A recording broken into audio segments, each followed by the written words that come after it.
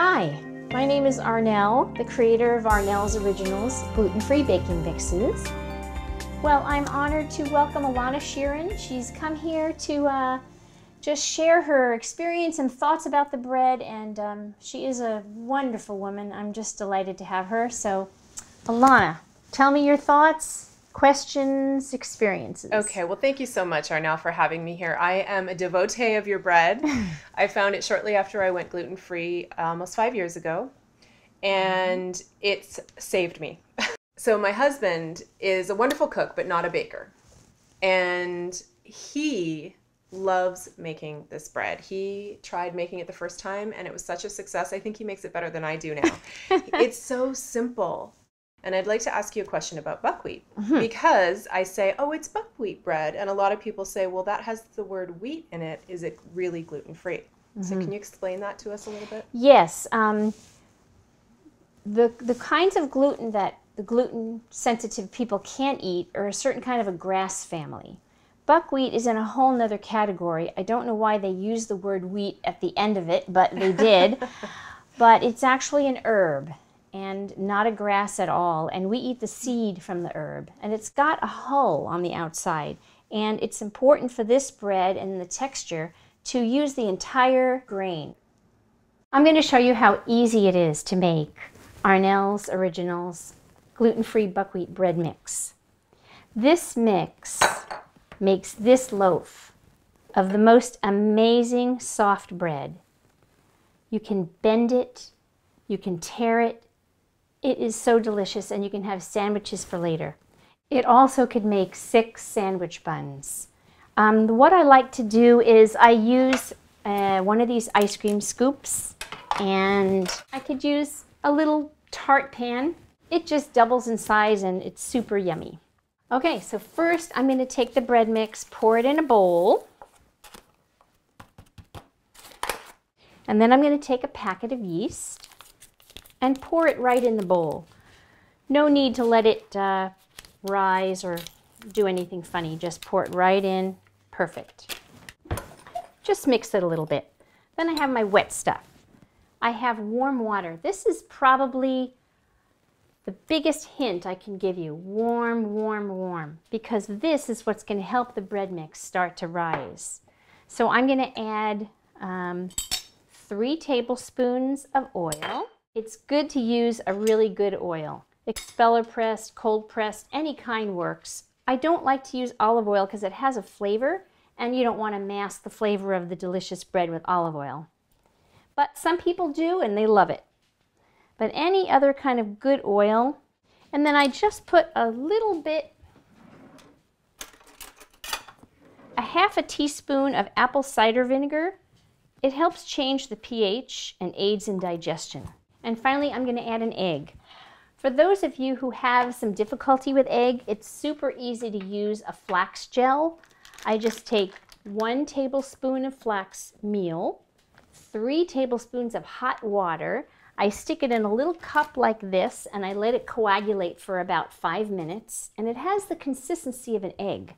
And you could make it without an egg very easily. The only difference is that it doesn't rise quite as high, but tastes amazing, texture is great, and you really won't miss it.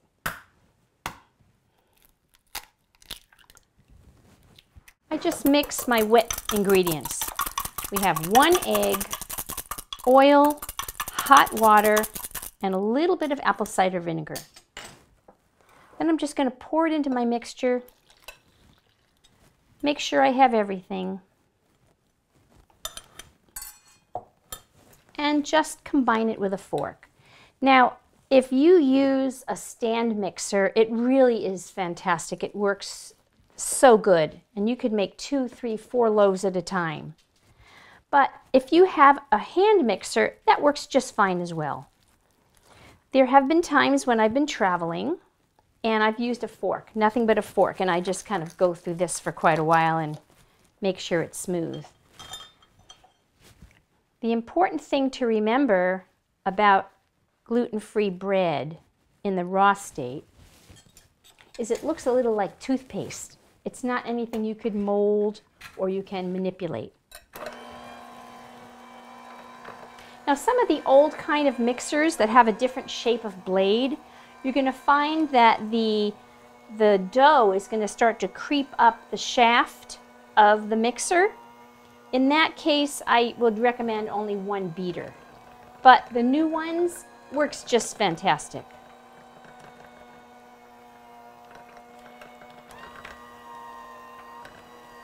And the object is to just combine the dough. You're not worried about kneading, because when you knead, you really have to break up the gluten in a wheat bread. And since this has no gluten, it's really just a matter of combining it and making it nice and smooth. Blending the dough for about 5 minutes is sufficient. You'll see it looks like smooth. I guess toothpaste is the best analogy I come up with.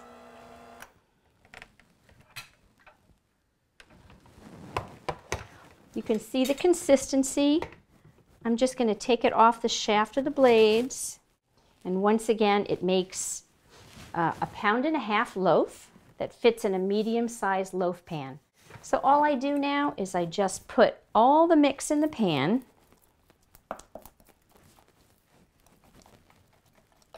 Now the way the bread looks in the pan before it rises will be exactly what it's going to look like when it's finished. So if I put it in there to rise like this, it's going to look like this, not very pretty. So I just give it a little shake.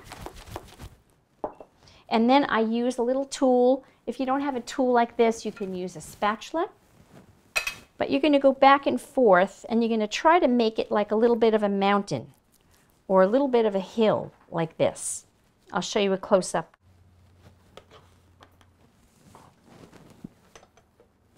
Okay, here it is. There are many ways to get the bread to rise.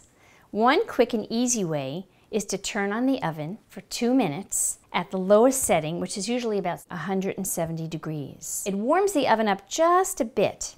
Then turn the oven off, put the bread inside, close the door, and let it rise. Check it in 30 minutes to see if it's risen about 1 inch or so above the pan. At that point, remove the bread from the oven and then actually heat it up to 350 degrees. Once it reaches that temperature, put the bread back in and bake it for 30 minutes. Okay, well the bread just came out of the oven, cooked to perfection, and what I like to do is I put the bread on its side. You can see the steam. I like to cool it on its side for 5 minutes and then turn it on its other side. So if there's any evaporation that happens, it happens here and not on the top.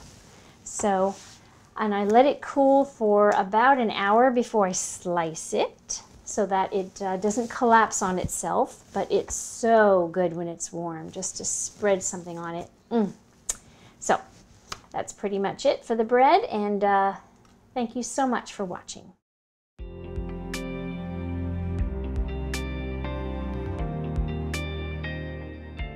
By popular demand, Arnels Originals has created another version of our bread that is light, soft, and delicious.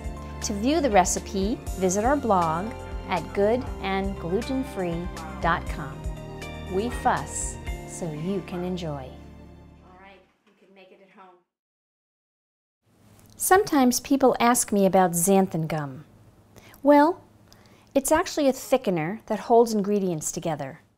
It often uses corn or soy as a host in the growing process, but it is not molecularly corn or soy. A very small percentage of people react to xanthan gum, and if they do, it's likely to be the fermentation process that they use. Research shows that it's a very acceptable choice for these purposes.